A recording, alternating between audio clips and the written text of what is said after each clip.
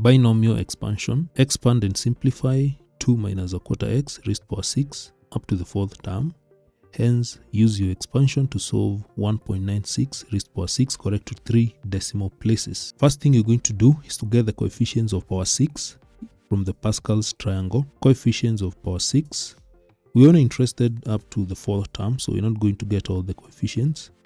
So the coefficients are 1, we have 6, get this one from the Pascal's triangle, 15, 20, and so on. Then from there, let us expand using the coefficients. So the first one will be 2 raised to power 6. The coefficient is 1, so when you multiply by 1, it will not change anything.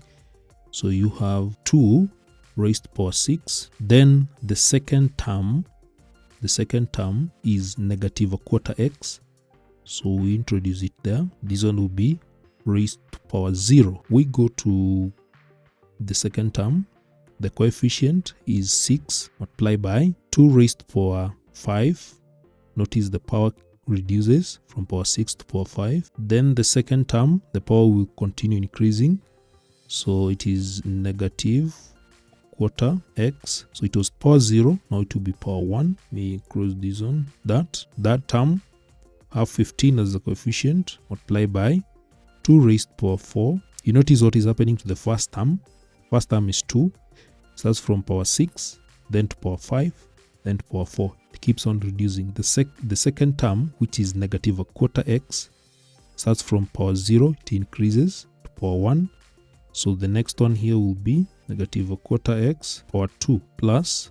Now the fourth term, the coefficient is 20 multiplied by 2 raised to power 3 multiplied by, second term is negative a quarter x raised to power 3 plus, and continue. We are only interested with the first four terms, 1, 2, 3, 4, up to the fourth term.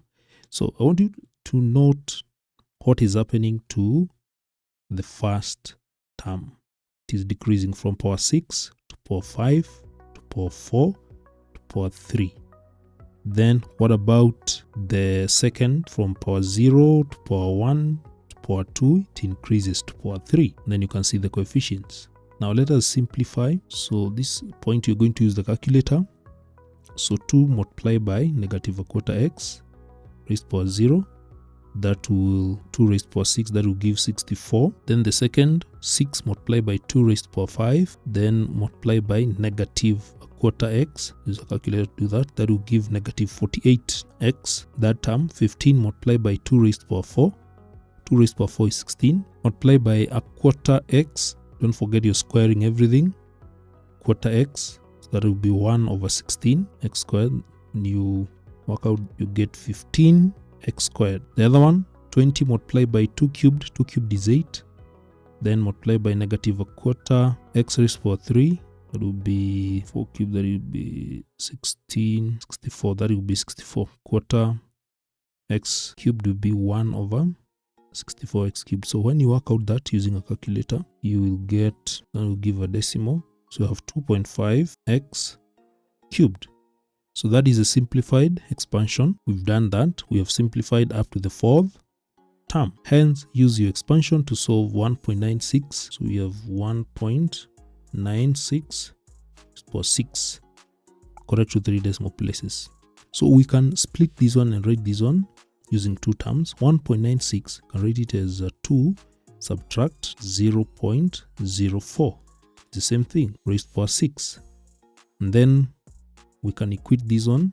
Can take 2 subtract a quarter x raised to power 6 is equals to 2 minus 0.04 raised to power 6. So you can compare all the terms. And you notice the only part that you need is this. So you can equate these. So negative quarter x is equals to negative 0.04. And this will give x as 0.16. After getting 0.16, now you take the expansion, this expansion, we substitute where we have x, substitute that on with 0.16. So this is what you do, 64 minus 48, then x is 0.16, that, then plus 15, 0.16 squared, then subtract 2.5, 0.16 cubed. So again, just feed this one in the calculator directly the way it is, and you got to give the answer correct 3 decimal places. You get 56.694. That is how you're supposed to solve that question.